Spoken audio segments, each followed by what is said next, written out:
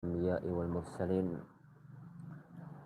نبينا محمد وعلى آله وأصحابه أجمعين ولا حول ولا قوة إلا بالله رب العالمين أما بعد. Khairullahiddin azani Allah wa yakum. Alhamdulillah, kembali kita bertemu di majelis kita, majelis Mandhumah Al-Qawaid Al-Fiqhiyah oleh Fadilatul Syekh Abdurrahman Ibnu Nasir As-Sa'di rahimahullahu ta'ala.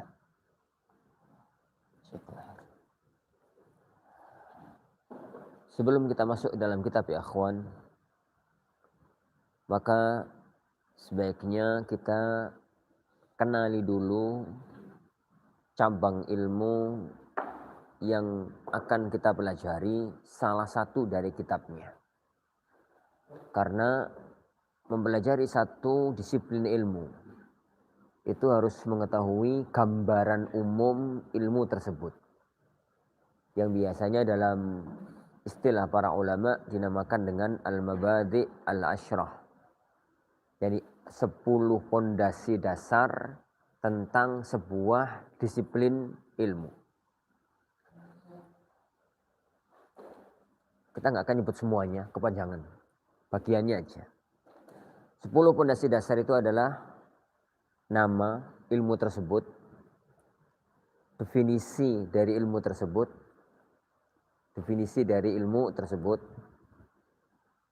tujuan mempelajarinya, fungsi mempelajarinya. Perpanjangan.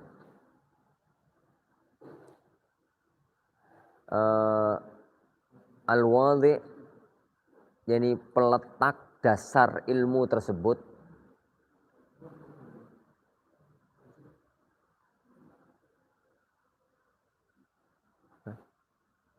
Mana? Ketinggalan di atas ya. Khair salah. Jadi peletak dasar ilmu tersebut, dari mana ilmu itu diambil. Jadi kaitan antara ilmu itu dengan semua ilmu yang lain, hukum mempelajarinya,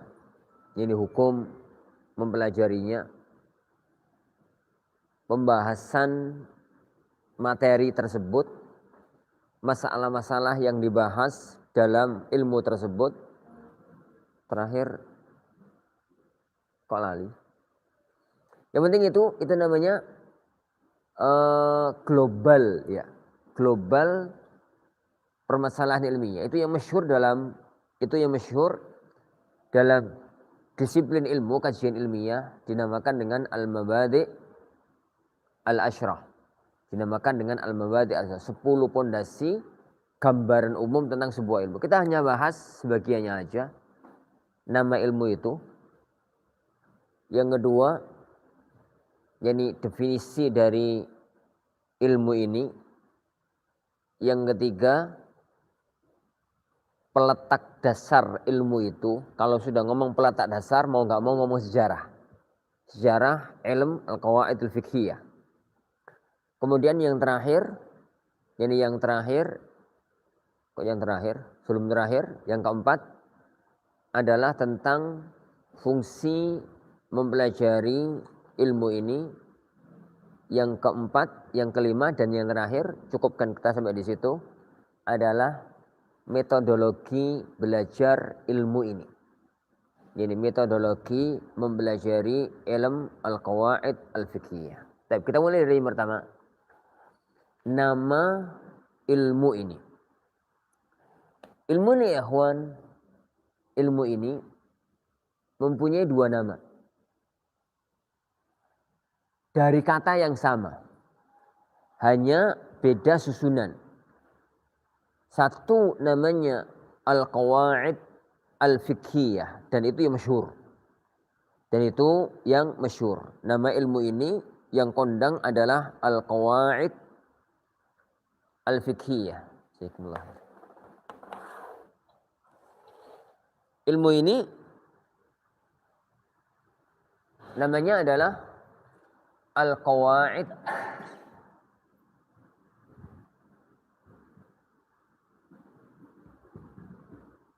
biar Anda nggak lupa ya. Jadi yang akan kita pelajari dalam muqaddimah ini sebelum kita masuk dalam kitab, kita cukupkan dengan 5 ini. Yang pertama al-ism. Yang kedua at-tarif. Jadi nama, definisi. Jadi yang ketiga al-ghayah. Tujuan mempelajarinya. Jadi tujuan jadi untuk mempelajarinya. Kalau kita bahas definisi, mau nggak mau rentetannya adalah al-farq, perbedaan antara ilmu ini dengan ilmu-ilmu yang semisal. Paling utama adalah qawaid usuliyah, ilmu usul fikih yang kita pelajari kemarin. Jadi kemudian yang ketiga adalah ghayah, tujuan mempelajari ilmu ini. Tujuan jadi mempelajari jadi ilmu ini. Yang keempat, biasanya dalam istilah al-mabadi' al-asyrah disebut sebagai wadhi. Apa kita namakan tarikh al-ilm. Tarikh ilmu ini. Dan yang terakhir, jadi yang terakhir manhaj dirasah al-ilm. Ini aja insyaallah. Yang lainnya kesampingkan dulu. Enggak usah dibahas. Kita bahas yang pertama nanti yang pertama al-ism. Nama ilmu itu yang paling kondang namanya adalah al-qawaid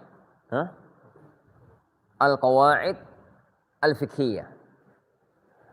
Sebagian ulama menyebutnya dengan qawaid al-fiqh. Ini sama ini tuh sama persis. Bedanya kalau yang pertama menggunakan tarkib wasfi, jadi rangkaian na'at man'ut sifat mausuf. Kalau yang kedua menggunakan tarkib idhafi, jadi pakai susunan kata mudhaf ilaih, jadi mudhaf dan mudhaf ilaih. Itu jadi nama dari ilmu ini al-qawaid al-fiqhiyah, qawaidul fiqh. Tapi nama yang pertama lebih kondang, kebalikan dari usul fikih. Jadi kalau usul fikih itu nama yang kondang adalah usul al-fiqh. Gitu ya.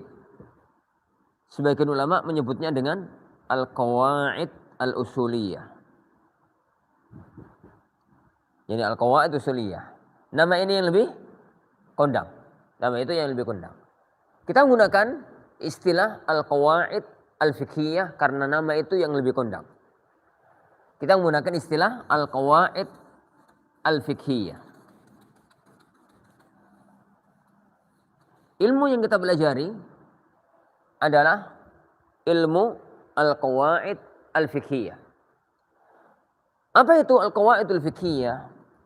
Qawaid fiqhiyah itu terdiri dari dua kata. Al-qawaid dan al-fiqhiyah.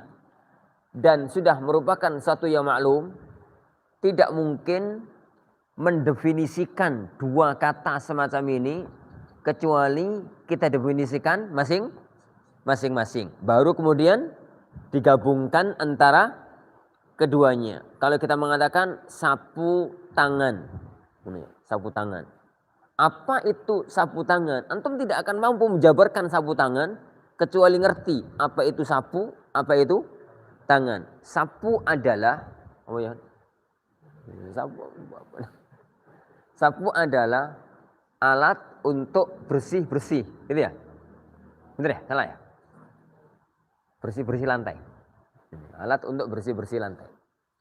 Tangan, ya tangan. Tangan.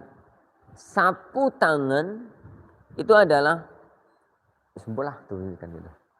Yang jelas itu ada bersih-bersih, ada tangannya. Ada bersih-bersih, ada tangannya. Itu ini gambarnya semacam itu. Di sini ada qawaid, di sini ada al-fiqhiyah. Al-qawaid itu bentuk jamak dari kaidah. Jadi bentuk jamak dari kaidah. Kaidah secara bahasa Ini kaidah secara bahasa adalah al-asas, pondasi. Jadi al-asas, pondasi. Kita mengatakan qaidatul bait, gitu ya. Kaidahnya bait maknanya adalah asasu al-bait. Apa intinya, Han? Kaidah itu artinya adalah asas. Asas itu pondasi. Berarti tadi kita mengatakan kaidahnya bait itu rumah.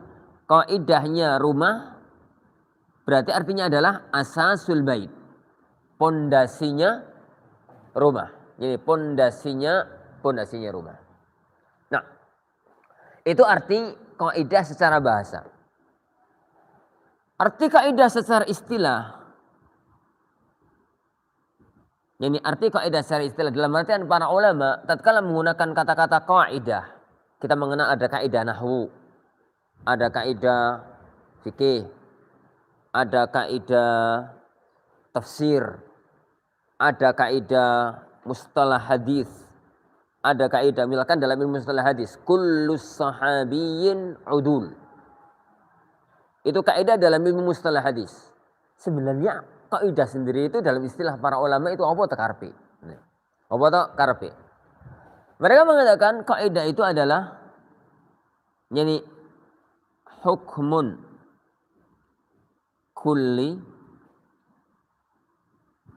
yandariju tahtaha masailu katsirah. Antum yang heran kalau di sebagian kitab para ulama istilahnya bukan hukmun kulli tapi qadhiyah kulliyah. Podo wae. Yani podo wae. Hanya istilah dalam sebagian kitab itu hukmun kulli atau qadhiyatun kulliyah. Pakai yang pertama aja. Hukmun kulli yandariju. Iki dal yo. Tulisane rada elek. Yandariju tahtahu masailu katsirah. Hukmun kulli, sebuah hukum umum. Sebuah hukum yang sifatnya kul, mencakup banyak masalah. Hukum umum. Ini roto. Jadi apa? Gaya itu ya hukum universal. Jirine wong-wong itu universal. Ya hukum umum ngono lho gaya ngono cerme ya. Hukum umum. Yang dari tahtahu yang termasuk yang masuk di bawah hukum ini masailu katsirah.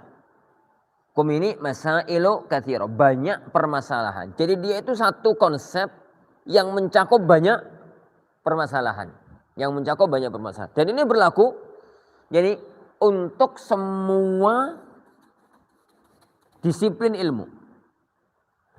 Tatkala kita bicara misalkan tentang ilmu mustalah hadis.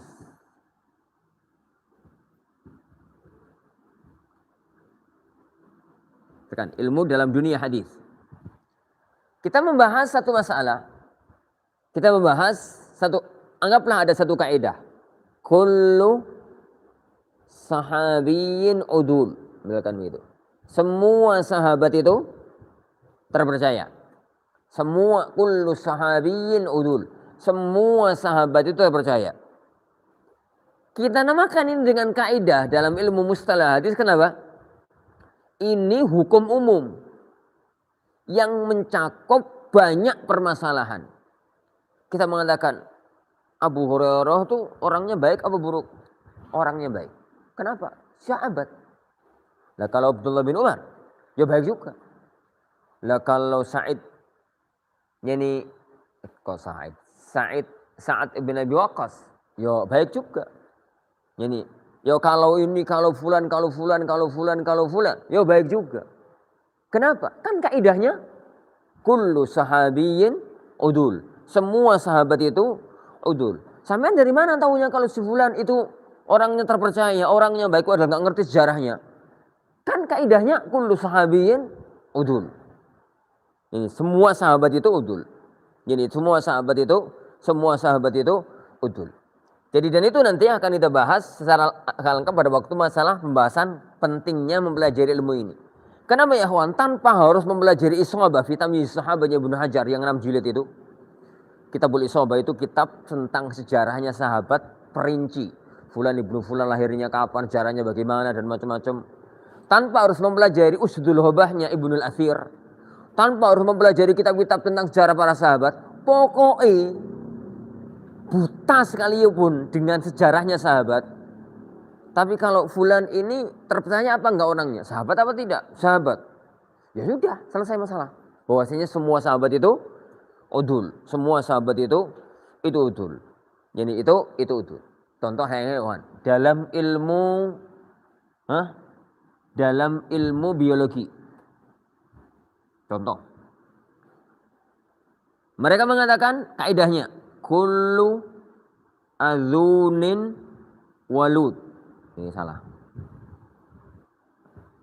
Wa kullu samukhin bayut. Ini kita bahas makna kaidah loh ya. Belum masuk pada kaidah fikih. Hanya memaparkan makna kaidah. Jadi mau kaidah fikih, mau kaidah biologi, mau kaidah fisika, mau kaidah bahasa, mau kaidah tafsir, mau kaidah mustalah hadis. Nah, kita bahas masalah kaidah. Ambil sebuah contoh. Ini pelajaran biologi pakai bahasa Arab. Ini. Kullu adzunin walud. Semua binatang yang telinganya muncul ketok, ketok apa ya? Yo, ketok. Berdaun, ono telingai. Itu walud, melahirkan anak. Wa kullu samukh, dan semua binatang yang telinganya itu ora ketok, maka itu bayut. Bayut itu bertelur. Maka dia itu bertelur. Benar enggak kaidahnya? Jirene ngono. Suatu hari antum ditanya tentang satu binatang, jalan-jalan gitu ke kebun binatang. Menemukan binatang waneh, belum pernah ketemu binatang itu. Ini binatang opo jenenge? Kemudian diskusi, ini melahirkan apa telur ya? Ya lihat aja telinganya. Bertelinga, berarti ini melahirkan. Berarti melahirkan. Dari mana tahu? Wong belum pernah tahu binatang ini tiba-tiba bisa jawab. Kan kaidahnya kullu adzunin walud wa kullu samukhin bayut. Semacam itu. Berlaku untuk semuanya. Ini berlaku untuk semuanya. Ini dan yang semisalnya. Ketemu binatang unggas yang enggak pernah kita lihatnya. Yang enggak pernah kita itu melihatnya. Lahirkan apa telur ini? Ya, kita katakan wa kullu samukhin bayut. Makanya kalau ada orang mengatakan, aku melihat ada telurnya gajah, tak bedi. Ini. Kita katakan mustahil ya, gajah bertelur itu mustahil. Kenapa kok mustahil? Ana lihat ada telur tak bedi. Itu mustahil ya, gajah bertelur. Kenapa? Karena dia itu adzun. Telinganya lebar. Berarti secara kaidah dia itu lahiran, nggak mungkin telur. Jadi nggak mungkin dia itu bertelur. Kalau ada orang berkata, Ustaz, ikan paus Ustaz, itu lahiran Ustaz, nggak bertelur. Jadi ini semacam itu, bertelur ya akhi. Tapi telurnya di dalam. Jadi dia itu pecahnya itu di dalam, tapi tetap bertelur. Kok jadi bahas biologi? Kita itu hanya bahas kullu adzunin walud wa kullu samukhin bayut. Kita bahas sekarang kaidah misalkan dalam ilmu lughah bahasa Arab. Dalam ilmu bahasa Arab. Misalkan dalam ilmu bahasa Arab. Kita mengatakan kullu fa'ilin itu ya. Jadi ka harus kul ya, masuk kaidah kok kabeh kul, buange kul. Al fa'ilu marfu. Gitu ya. Al fa'il itu marfu. Jadi fa'il itu marfu. Maka digunakan untuk kaidah. Mau fa'il dari fi'il madhi, mau fa'il dari fi'il mudhari', mau fa'il dari isim. Semua. Semua. Isim fa'il. Isim fa'il itu punya fa'il. Mau fa'il dari masdar, pokoknya dia fa'il, maka marfu. Jadi maka dia itu marfu. Begitu. Itu namanya kaidah. Itu jadi namanya kaidah. Jadi kaidah itu adalah satu hukum umum yang mencakup banyak permasalahan. Yang mencakup banyak permasalahan. Baik. Dari sini kita pahami dengan mudah tentang tujuan utama, fungsi utama mempelajari kaidah. Kaidah apapun ya. Kaidah apapun. Sebelum kita bahas dalam qawaid fikih. Jadi ini ya sebagai contoh kecil bahwa dengan orang itu menguasai kaidah, maka satu kaidah bisa 1000, 2000 masalah fikih kita kendalikan. Tanpa harus ngapalkan satu. Cepat mati ya orang ngapalkan satu masalah fikih. Antum bisa bayangkan ya, kitab fikih itu, kitab yang sekarang beredar dan ada di perpustakaan besar dunia, itu tuh masih belum semua. Anak kemarin ditawari sama salah satu ikhwah, Ustaz, tak beli kitab, Ustaz. Apa? Fikih Malikiyah. Kayaknya antum gak terlalu senang dengan fikih Malikiyah. Anda gak sering plus dengan fikih Malikiyah. Kenapa? Gak nyambung dengan fikih Indonesia. Fikih negeri kita itu hanya 2. Apa, Ustaz? Asal fikih negeri kita itu Syafi'iyah. Dan komunitas Salafiyin itu fikihnya dikendalikan oleh fikih Hambali. Ana hanya senang mempelajari 2 fikih itu. Tapi keren Ustaz kitabnya. Apa itu? Syarah Mukhtasar Khalil. Syarah Mukhtasar Khalil yang mana? Syarah Mukhtasar Khalil masyhur maklum. Ada yang keren Ustaz. Namanya apa kemana itu? Futuhul Fattah Fa'il. Tak pikir, kok gak ada syarah Mukhtasar Khalil Futuhul Fattah. Kita baru ya? Baru terbit Ustaz. Mu'alifnya? Gak kenal Ustaz. Anda gak kenal nama itu. Gak kenal kitab itu. Ya memang Ustaz. Jadi antum kalau gak kenal wajar. Memang kita baru. Jadi syarah fikih muamalah tok dari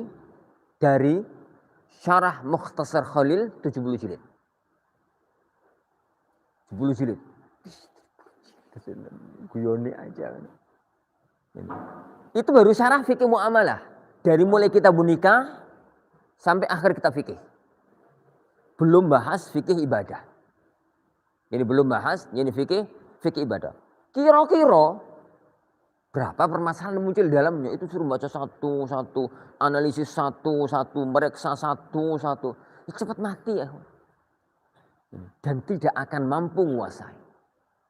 Satu-satunya cara untuk mengendalikan fikih itu harus mengendalikannya pakai kaidah-kaidah umumnya.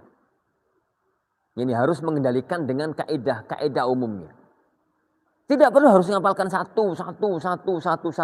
Yang penting ini masuk dalam kaidah ini, berarti hukumnya itu sudah selesai masalah. Nggak perlu antum kemudian menghafalkan macan haram, singa haram, ulo haram, biawak haram, ini haram. Nah, cepat mati ya.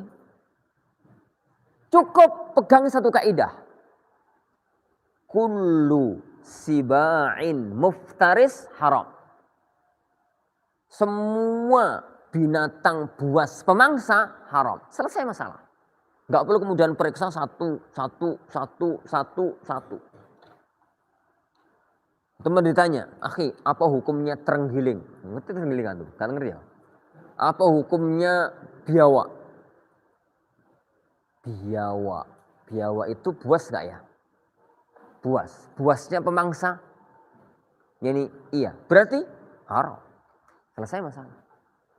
Yani selesai masalah. Enggak perlu kemudian cari-cari hukum biawak masuk ke dalam Kitabul Hayawan Kubra Ad-Damiri yang 3 jilid itu. Yani kemudian masuk ke dalam kitab ini, masuk ke dalam kitab ini, masuk ke dalam kitab ini, masuk ke dalam kitab ini. Karena cepat mati.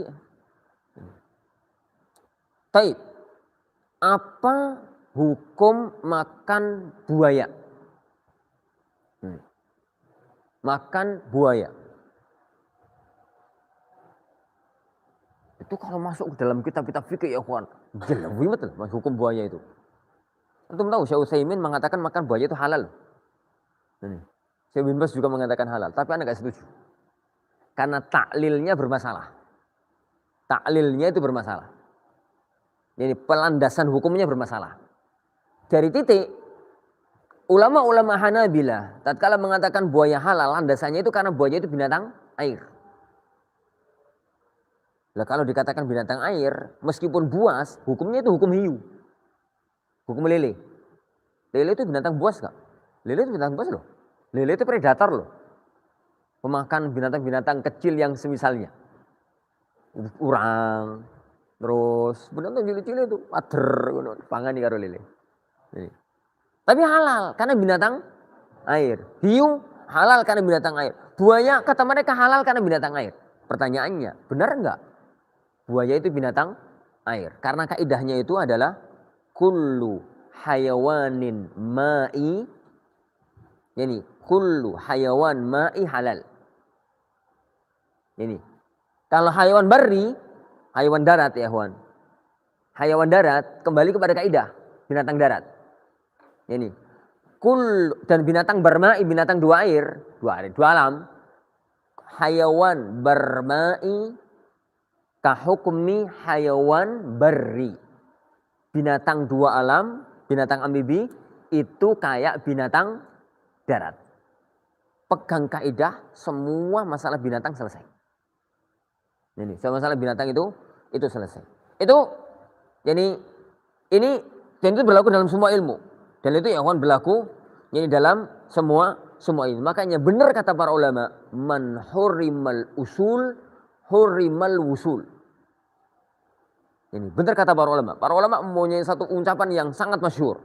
Man hurimal usul hurimal wusul.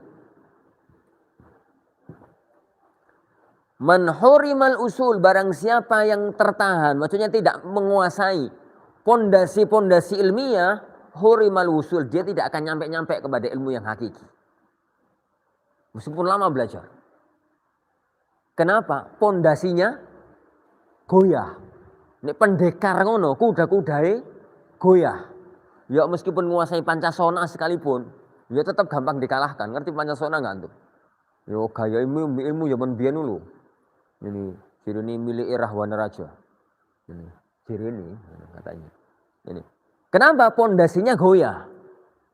Rumah itu bagus-bagusnya aksesoris, sebagus apapun genteng, sebagus apapun ngecat, pondasinya goyah.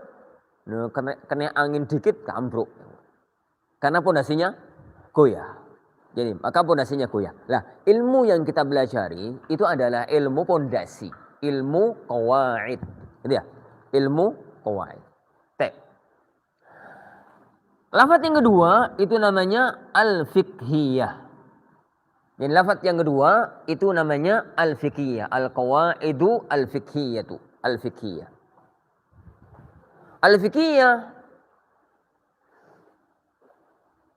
diambil dari kata-kata fikih.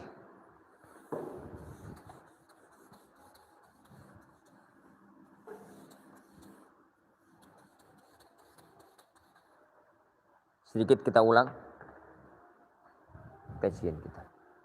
Yang kedua ya akhwan, al-fiqhiyah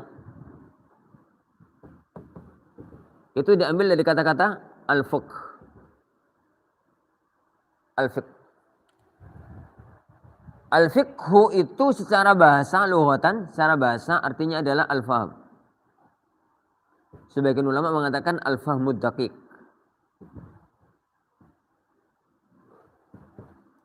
Al-faham, pemahaman. Dalam bahasa Arab, saya mengatakan faqihtu syai'a. Kalau saya mengatakan ya ikhwan, faqihtu, ya salah. Faqihtu. Syai'a artinya itu ada faqihtu syai' artinya adalah aku memahaminya, fahimtuhu. saya memahaminya. Sebagian para ulama bahasa mendefinisikan, memaknai al-fiqh itu adalah al-fahmud daqiq, pemahaman yang jeli.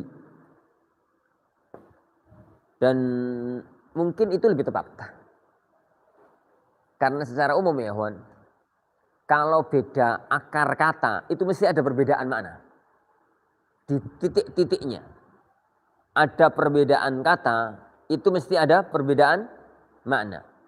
Jadi kalau faham itu pokoknya faham, kalau fikih itu adalah al-fahmud daqiq, pemahaman yang detail, yang jeli, pemahaman yang jeli. Secara istilah para ulama, secara istilah fikih itu adalah ma'rifatu al-ahkam asy-syar'iyyah. Kita menggunakan kaidah yang definisi yang paling masyhur. Yani ma'rifatul ahkam asy-syar'iyyatil amaliyah min adillatiha tafsiliyah. Ma'rifatul ahkamis syar'iyyatil amaliyah, mengetahui hukum syariat yang berkaitan dengan amal. Inti masalah fikih itu ini, kata-kata ini. Yani ma'rifatul ahkamis syar'iyyah, mengetahui hukum syar'i. Hukum syar'i itu macam-macam. Ada yang berkaitan dengan keyakinan, ada yang berkaitan dengan kesucian hati, ada yang berkaitan dengan makna ayat-ayat Allah, ada yang berkaitan dengan makna sabda-sabda Rasulullah, ada yang berkaitan dengan apa, macam-macam. Lah, fikih itu adalah pengetahuan tentang hukum-hukum syariat yang berkaitan dengan apa? Yang berkaitan dengan amal. Amal ini sama ya, Wan? Kata-kata al-amaliyah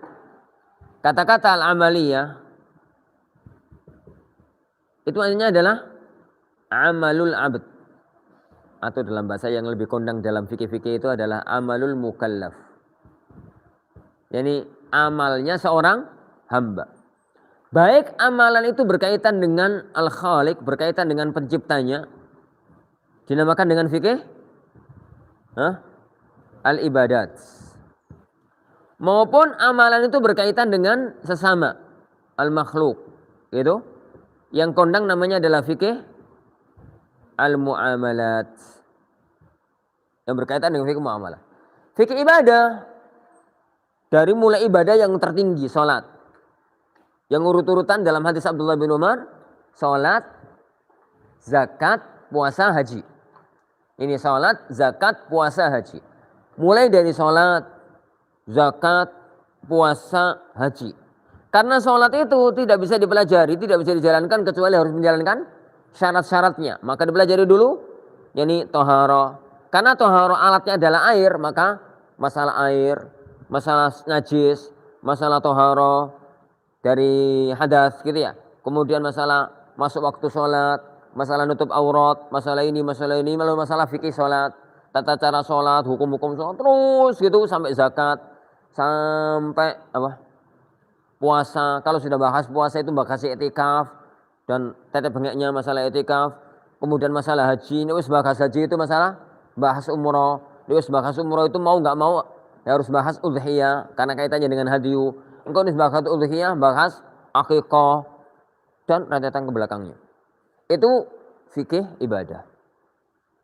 Fikih muamalah ya akhwan dimulai dari nikah. Rentetan fikih muamalah itu kan adalah wong nek wis rada gedhe titik engko pengen nikah. Nek proses nikah dimulai dari cari calon istri, kemudian akad, kemudian menjalani kehidupan rumah tangga, fikih menjalani kehidupan rumah tangga. Pernikahan itu mesti ono gegerane, fikih prahara rumah tangga. Ini kalau gegeran itu gak seru nikah itu. Ini mesti ono seru. Ini harus fikih prahara rumah tangga. Jadi prahara bisa diselamatkan ataupun prahara kandas, fikih perceraian. Ini fikih perceraian. Ini kemudian rentetan ke belakangnya, kalau sampai terjadi perceraian atau meninggal dunia, bagaimana hukum anaknya, bagaimana hukum hartanya. Kalau hartanya itu harta yang sendiri-sendiri nggak ada masalah. Kalau hartanya campur, fikih gono gini, rotetan ke belakang. Ini fikih pernikahan.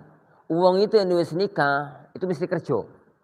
Makanya ada fikih muamalah maliyah, jual beli, rentetan ke belakangnya, ya jual beli, sewa menyewa, kerja ini, kerja itu dan macam-macam. Orang itu kalau sudah nikah, sudah kerja, ada namanya interaksi sosial. Dalam interaksi sosial itu mesti ada masalah dalam dunia sosial. Kadang-kadang sengojo, kadang-kadang nggak sengojo. Sengojo itu misalkan karena jadi istrinya minta kulkas, dia nggak punya duit, akhirnya maling. Muncul fikih maling. Fikih maling, fikih ini, fikih nipu, fikih ini, fikih kriminalitas. Tatkala fikih kriminalitas muncul, harus ada yang nangani. Nangani itu hakim. Maka muncul fikih qadha. Fikih peradilan, peradilan syar'i. Fikih peradilan syar'i. Dan satu peradilan, pengadilan, nggak mungkin kalau nggak ada negara. Maka ada namanya fikul imamah, fikul daulah, fikih kenegaraan, fikih ketatanegaraan. Kalau sudah fikih muncul fikih ketatanegaraan, mesti ada militer. Militer fungsinya perang, kadang-kadang perang, muncul fikih jihad. Kalau sudah muncul fikih jihad, muncul belakangnya, ya ada ghanimah, ada fai', yani ada fikih ghanimah, ada fikih fai', ada fikih tawanan perang, ada fikih ini, ada fikih itu sampai belakangan. Rentetan semua urusan kehidupan itu cakupannya adalah pada ma'rifatul ahkami syar'iyyatil amaliyah. Itu fikih. Itu fikih. Dan ilmu fikih ini ya, ilmu yang paling tidak jelas. Kenapa? Karena selalu berkembang. Yani karena selalu berkembang. Menggunakan fatwa 2 bulan yang lalu, 3 bulan yang lalu, 4 bulan, kadang-kadang sudah gak fungsi sekarang. Yani sudah gak fungsi sekarang. Yani jangankan beberapa tahun yang lalu, kalau memang itu berkaitan dengan perkembangan, kalau memang itu berkaitan dengan perkembangan zaman. Perbedaan kondisi sangat mempengaruhi, sangat mempengaruhi. Ya, perbedaan adat, perbedaan kondisi sangat berpengaruh dengan sebuah hukum fikih. Sebuah jadi hukum fikih. Jadi dan berbagai macam kondisi-kondisi yang ada. Jadi perubahan zaman merubah segalanya, merubah banyak hal. Jadi merubah banyak hal. Nah, itu adalah satu kajian fikih. Karena kita harus tahu, kita hidup di satu zaman yang zaman kita bukan zamannya Rasulullah, yani sallallahu alaihi yani wa ala alihi wasallam. Contoh ya, kawan, kalau antum buka semua kitab-kitab fikih kuno, mereka akan sepakat perbedaan antara salat wajib dengan salat sunnah. Salat sunnah boleh dilakukan di atas kendaraan, fauqa dabbah itu istilahnya mereka. Jadi sedangkan salat wajib tidak bisa dilakukan di atas kendaraan. Itu disepakati oleh semua kitab-kitab fikih di zaman itu. Apakah fatwa ini masih berlaku zaman sekarang? Jadi, lihat kondisi yang ada, butuh untuk dikembangkan, butuh diproses ulang. Lah, fikih yang dinamis itu ya, kawan, yang nggak bisa tetap dengan satu kondisi, yang selalu berkembang antara satu dengan antara satu dengan yang lain. Kalau dulu di zaman mbah-mbah kita dahulu, orang ini budal kaji itu butuh waktu setahun. Makanya dulu nih Pak Haji itu dihormati. Kenapa? Pulang-pulang jadi alim. Mondok setahun ya, itu bayangkan. Ini mondok setahun, berangkat naik kapal itu taklim selama 6 bulan, 5 bulan itu taklim gitu ya, pagi siang sore malam. Sampai di sana menjalankan ibadah haji paling cuma 2 bulan, turun Yalamlam. Ini turun pelabuhan Yaman, masuk Yaman, berangkat ke Makkah 1 bulan, naik kontak. Di sana menjalankan ibadah haji pulang. Ini lagi ke Yaman itu 2 bulan. Itu waktu 2 bulan. Pulang lagi ke sini daurah. Ini 5 bulan. 10 bulan di atas kapal pegawaiannya enggak ada pegawaiannya.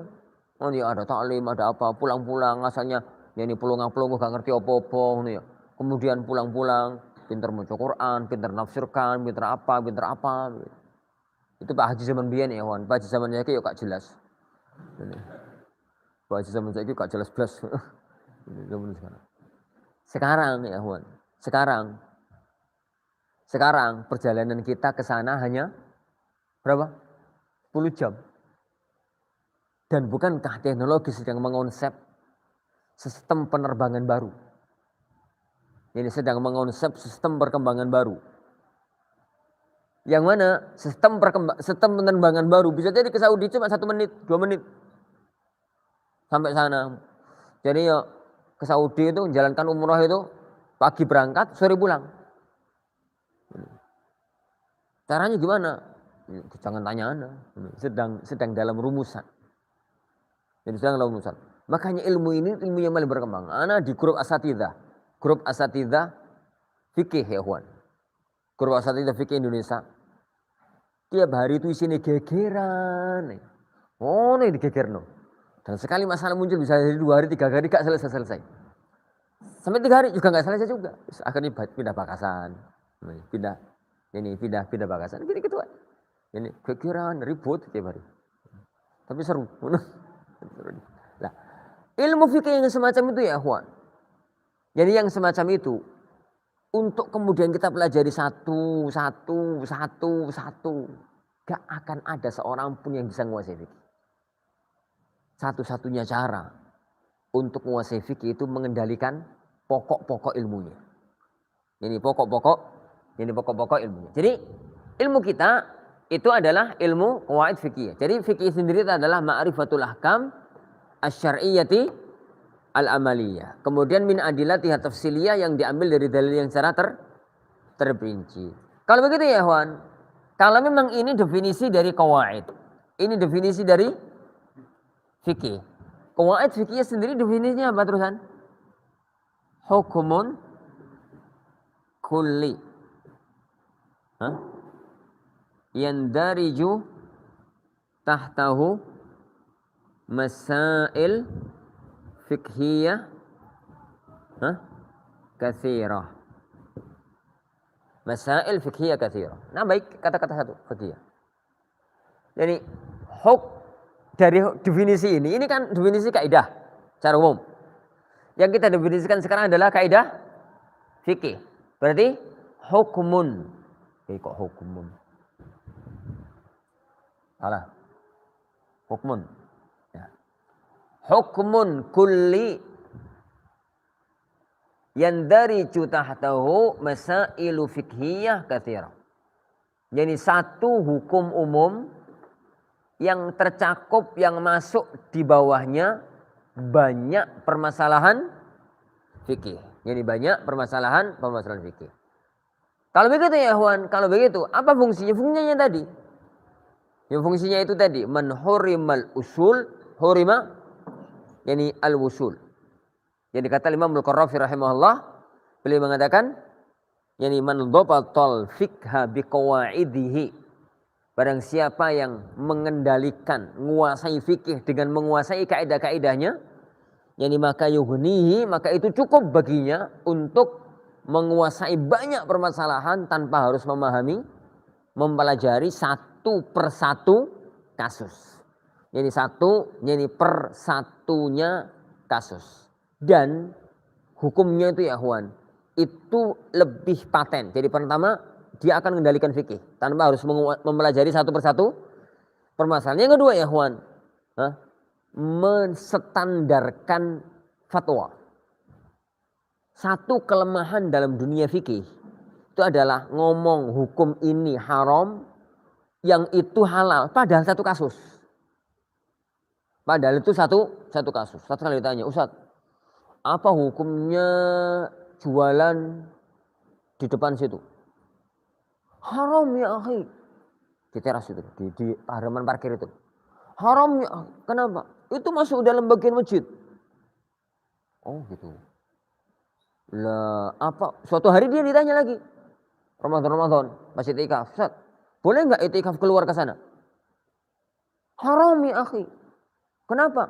Itu bukan masjid. Lebih itu sampean. Ini.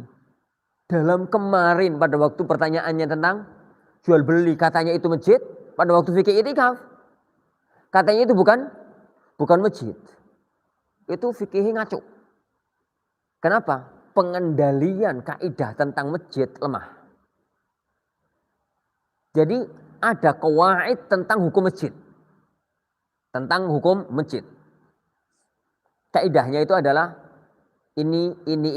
Bahasan tentang masalah parkir itu masuk dalam kaidah marafiqul masjid. Masuk dalam kaidah marafiqul masjid. Marafiqul masjid itu apa ini bisa saya? Marafiqul masjid itu apa? Yo bukan sesuatu yang dibangun untuk sholat, tapi dia bagian darinya, rentetane. Yo parkirane, yo apa? Kamar mandine, yo ruang ketakmirane, ya apalah gitu. Itu namanya dalam fikih itu namanya marafiq. Itu masuk dalam masjid apa tidak? Itu dipatenkan dulu. Kaidahnya itu dipelajari dulu. Baru bahas satu persatu kasus. Jadi nggak perlu pelajari parkiran, tempat wudhu, tempat dodolan. Itu satu-satu itu nggak perlu. Cukup pelajari kaidah amnya tentang fikih marafiqul masjid. Selesai semua banyak permasalahan. Banyak bermasalah. Dan itu mengendalikan fatwa. Yani liyakunul fatwa munzabit, begitu kata para ulama. Supaya fatwa itu terkendali. Fatwa itu yani terkendali. Begitu. Dan itu sebagian kecil aja di antara fungsi orang itu menguasai qawaid fikhiyah. Kenapa ya akhwan? Karena satu masalah dengan masalah yang lain itu mirip-mirip. Dan tidak ada dalam hukum Islam itu sesuatu yang sama hukumnya beda. Kalau ternyata beda, sesuatu yang kelihatannya sama, ternyata syariat membedakan, mesti beda. Kalau ternyata sama dihukumi beda, itu hukum itu yang salah. Beda ternyata kok apa? Dihukumi sama, yang hukum itu yang salah. Karena tidak mungkin membedakan yang sama, menyamakan yang beda. Menyamakan yang beda. Mengendalikan fatwa. Satu hari anak pernah ditanya, pertanyaannya aneh. Ustaz, apa hukum mengkonsumsi ganja? Mengkonsumsi daun ganja. Ana senyum mengatakan, ana jawab, ya akhi, pertanyaan antum ada sesuatu di baliknya. Ada apa di balik pertanyaan ini? Kok gitu Ustaz? Ya. Orang yang mampu mengatakan jazakallahu khair, gak akan bertanya apa hukum ganja. Kalau sampai ditanyakan berarti di baliknya ada sesuatu. Apa yang antum inginkan? Apa yang antum inginkan? Mengkonsumsi ganja Ustaz dijadikan sebagai bumbu masak. Gambarannya di tempat kami itu salah satu penyedap masakan itu daun ganja. Ana tanya, antum di Aceh? Antum di Aceh? Iya Ustaz, kok tahu? Ya maklum itu. Maklum itu, Aceh itu daun ganja itu kayak daun salam. Untuk daun jeruk lah. Untuk penyedap makanan. Untuk penyedap makanan. Lah itu Ustaz, apa hukumnya Ustaz? Ana tanya kemudian beliau, akhi. Antum tahu ganja yang untuk narkoba? Tahu Ustaz. Itu produksi Aceh toh? Tahu Ustaz. Dari daun ganja yang dipetik dari pohonnya sampai menjadi narkoba, itu langsungan apa butuh diproses? Butuh diproses Ustaz. Prosesnya gimana? Antum tahu perinciannya? Nggak tahu Ustaz, tapi butuh diproses. Butuh untuk diproses. Baik. Setelah diproses, kemudian dikonsumsi, itu flay toh, yang terjadi pada narkoba-narkoba itu. Kalau belum diproses, kemudian dikonsumsi oleh orang, misalkan ada orang ngunyah daun ganja yang mentah itu, terjadi flay apa enggak? Enggak Ustaz. Yakin dengan jawaban antum? Ini yakin Ustaz. Pernah nyoba? Nyoba belum pernah Ustaz. Tapi belum pernah ada orang makan makanan yang dikasih bumbu itu flay. Sekedar penyedap. Baik. Kalau keterangan antum benar, ana katakan konsumsi daun ganja untuk bumbu halal. Hah? Halal Ustaz? Ya halal. Ini halal. Halal, iya halal jelas. Ini. Dari mana titik kehalalannya? Al-hukmu yaduru ma'al illah. Wujudan wa adam. Ini. Hukum itu tergantung sebabnya. Ganja itu kenapa kita haramkan? Karena ilahnya tadi memabukkan. Tatkala ilah itu nggak ada di bagian tertentu, maka berarti halal. Apa masalahnya? Ini apa masalahnya? Beliau mengatakan, Ustaz, ada contoh lain selain daun ganja? Sangat mudah. Anggur. Anggur. Anggur itu bukankah bahan baku minuman keras? Iya, Ustaz. Dan menjadi minuman keras itu setelah diproses.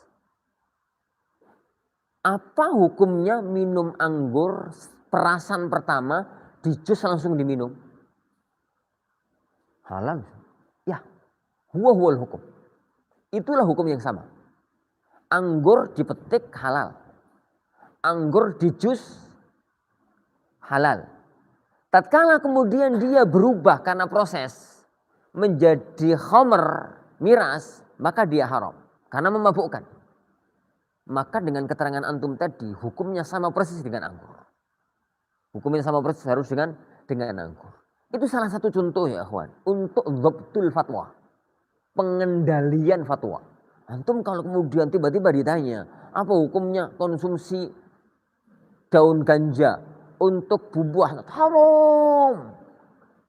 Jelas ganja haram. Siapa yang berani mengatakan halal masuk neraka? Misalkan ngono ya akhwan. Antum sedang berada dalam jurang neraka sebenarnya ya kawan. Fatwa yang salah. Kenapa? Pengendalian kawaidnya yang lemah.